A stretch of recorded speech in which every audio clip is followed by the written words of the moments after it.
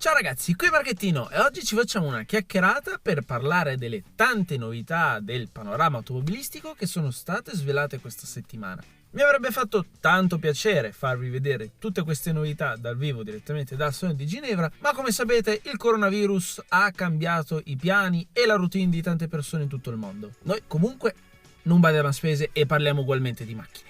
Anche se il Salone di Ginevra si fosse tenuto, sarebbe stata in ogni caso un'edizione un po' magra, perché già una dozzina di case automobilistiche importanti avevano dato forfait, tra le quali Volvo, Jaguar Land Rover, BMW, Mini, Maserati, Lamborghini e così via. E diciamo che il coronavirus non ha fatto altro che consolidare e accelerare questa decaduta dei saloni fisici. Tutti i brand che avrebbero dovuto partecipare si sono regolati di conseguenza creando degli eventi online. Ormai il trend è questo.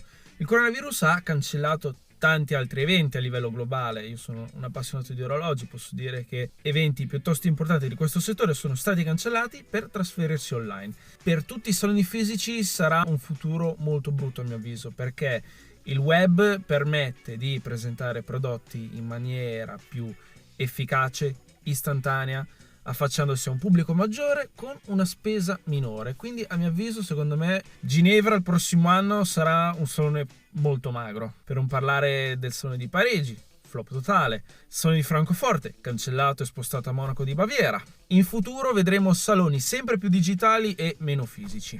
In questi giorni il web è esploso. Io ho voluto aspettare qualche giorno in modo tale da raggruppare tutte le novità e parlarvi un po' di quelle che reputo essere le macchine più interessanti di questo salone, le macchine che vi avrei voluto tanto far vedere dal vivo.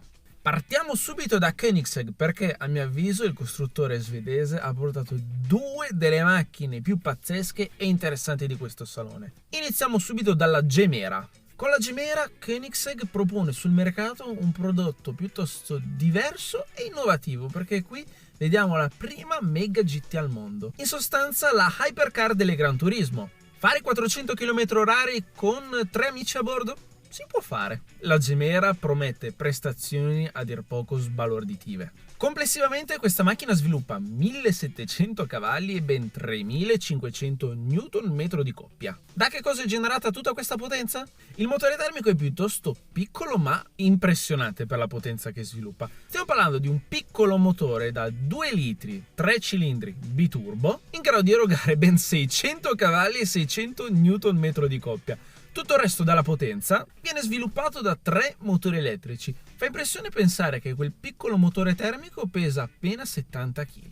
E le prestazioni incredibili, 0 a 100 in 1.9 secondi e, come vi ho già menzionato prima, 400 km/h di velocità massima e ben 8 portabibite. Avete mai visto una macchina così veloce con 8 portabibite? È una macchina che può viaggiare anche in modalità completamente elettrica e fa impressione pensare che l'autonomia è di 50 km in elettrico, però può viaggiare completamente silenziosa fino a 300 km/h. La Gemera è limitata a sole 300 unità e il prezzo, dopo tutto, se pensate alle performance e alle caratteristiche, non è così elevato. 1,2 milioni di euro più IVA. Ormai siamo abituati a sentire di hypercar che costano 3, 4, 5 milioni di euro e oggigiorno sentire di una hypercar piuttosto blasonata che costa appena un milioncino circa, sembra un buon affare. È tutto da casa Koenigsegg? No, perché la seconda macchina incredibile che Christian von Koenigsegg ha portato è la Jesko Absolute. Così, giusto per curiosità, Jesko è il nome del papà di Christian, quindi la macchina è dedicata a lui. E la Absolute è l'evoluzione della Jesko, come se già la Jesko normale non fosse abbastanza in termini di performance. Se alimentata con carburante bioetanolo, il 5000 V8 biturbo della Jesko Absolute è in grado di erogare 1600 cavalli e ben 1500 Nm di coppia, che uniti all'aerodinamica ancora più estremizzata, ciò gli permette di superare la velocità massima di 500 km/h. Quindi se non vi accontentate dei 483 km/h della Jesko normale, questa può superare i 500. E se questa macchina avesse un rettilineo abbastanza grande, Koenigsegg dice che la Jesko Absolute potrebbe arrivare a 531 km/h. Un decennio fa la Veyron ci aveva stupito tutti superando quota 400 e qui abbiamo già sfondato quota 500. Parlando di Koenigsegg, impossibile non menzionare il suo arcirivale, cioè Bugatti. Perché qui Bugatti a Ginevra avrebbe dovuto presentare quella che è una versione ancora più estrema della Chiron, che si chiama Chiron Pure Sport. La potenza invariata, abbiamo sempre il W16 da 8 litri e 4 turbine che eroga 1500 cavalli e 1600 Nm di coppia. Quindi dove sono le novità? Il limitatore del motore è stato spostato da 6700 a 6900 giri. La Chiron Pure Sport non vuole essere una macchina da rettilineo, infatti Bugatti ha detto che questa vuole essere una macchina per esaltare ancora di più l'handling e le capacità dinamiche della Chiron. I rapporti del cambio sono stati modificati, così come potete vedere l'aerodinamica. Abbiamo un nuovo impianto di scarico realizzato con la tecnologia di stampa 3D in titanio per valorizzare ancora di più il sound cupo e feroce della Chiron.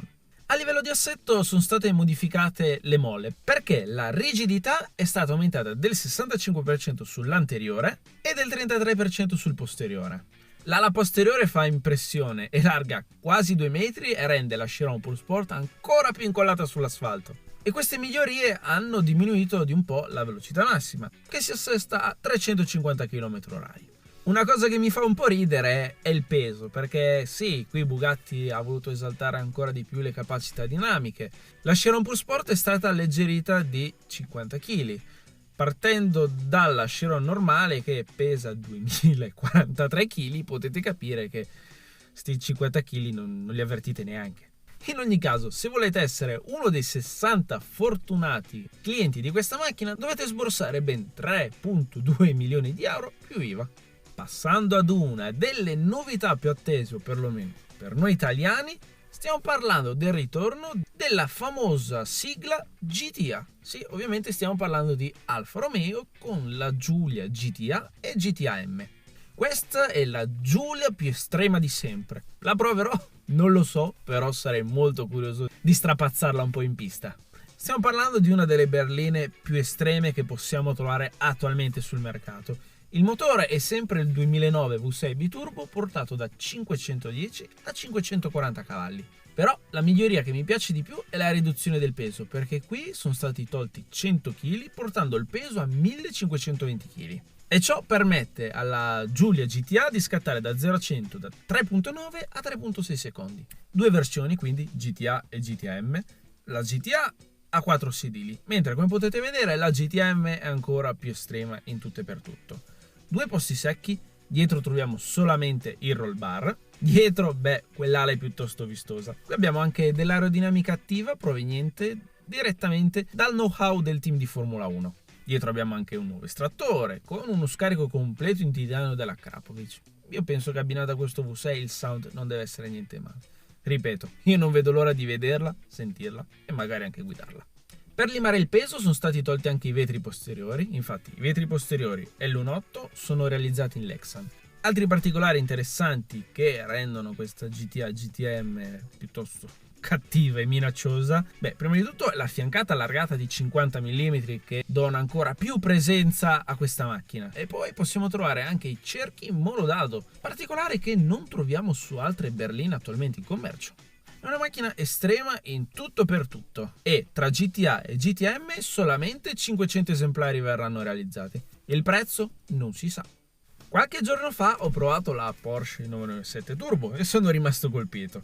Le versioni 911 Turbo tolgono sempre il fiato in accelerazione e io non oso immaginare che cos'è la nuova 992 Turbo S. Il 6 cilindri boxer da 3.8 litri è stato portato a ben 650 cavalli e 800 Nm di coppia. Numeri che permettono uno 0 a 100 in 2 secondi e 7, uno 0-200 in 8.9 secondi e una velocità massima di 330 km/h. Pazzesca. Con la 992 Porsche ha vitaminizzato parecchio la 911, non solo dal punto di vista delle prestazioni ma anche delle dimensioni. Questa Turbo S è larga ben 1,90 m e a metterla vicino alle generazioni precedenti si può notare davvero il modo in cui la 911 è cresciuta a livello di dimensioni nel tempo. Come sapete, io non sono un grande appassionato di questa generazione, però sarei molto curioso di vedere com'è questa da guidare. Questa, ragazzi, potrebbe potenzialmente essere la macchina più sexy di questo salone digitale di Ginevra. Stiamo parlando dell'Aston Martin Speedster. Godersi un V12 a cielo aperto e guidare una macchina così sensuale ed elegante non ha prezzo, anzi, in realtà ce l'ha. 883.000 euro più IVA e solamente 88 fortunati clienti riusciranno ad accaparrarsela. È una macchina che ricorda molto la CC100 Speedster, concept presentata un po' di anni fa, a Sogno d'Eleganza di Villa d'Este. Ho avuto l'occasione di vederla dal vivo quell'anno e che macchina, bellissima. Deve essere una meraviglia poter godere di quel V12 a cielo aperto. 5.2 biturbo capace di erogare 700 cavalli e 753 Nm di coppia. Quindi le prestazioni ci sono e come. 0 a 100 in 3 secondi e mezzo e la velocità massima col vento tra i capelli a ben 300 km/h. Adesso parliamo di una macchina che non è una supercar, non è una hypercar, eppure è una di quelle macchine che avrei desiderato tanto vedere dal vivo a Ginevra. Stiamo parlando della nuova Fiat 500 elettrica. Ho avuto l'occasione di guidare la vecchia 500 elettrica diversi anni fa negli Stati Uniti, perché quella macchina è nata per essere commercializzata solo in California al fine di permettere al gruppo FCA di continuare a vendere sul suolo statunitense. Mi aveva divertito molto quella macchina e io non vedo l'ora di mettere le mani anche su questa nuova. Voglio provarla. La linea è stata pesantemente aggiornata, ma è sempre quella dell'iconica 500. A me visivamente piace molto. Da guidare lo scopriremo. Il pacco batterie sviluppa 118 cavalli, i quali permettono di muovere la 500 elettrica da 0 a 50 km/h in 3 secondi e 1 e da 0 a 100 in 9 secondi. Quindi ha l'aria di essere piuttosto scattante e divertente in città. Caricandola con delle colonnine pubblici da 85 kWh si riesce a caricare l'80% della batteria in 35 minuti, mentre con la Easy Wallbox domestica da 7.4 kWh ci impiega circa 6 ore. Qui abbiamo anche tutti i contenuti per essere al passo con la competizione, come gli ADAS di secondo livello. La versione che vedete è la versione di lancio, cioè quella full optional. Il prezzo non è proprio così alla portata di tutti, perché parliamo di 37.900 euro. Chiaro, poi ci sono tutti i vari sconti, deduzioni fiscali, ecobonus, il prezzo si abbatte, non ho idea di quanto. Comunque sia, la 500 è una macchina nata per muovere il popolo e questo non è proprio un prezzo da popolo. Comunque, staremo a vedere che cosa ha da proporre Fiat con le versioni più basiche della 500 elettrica. Una cosa è certa.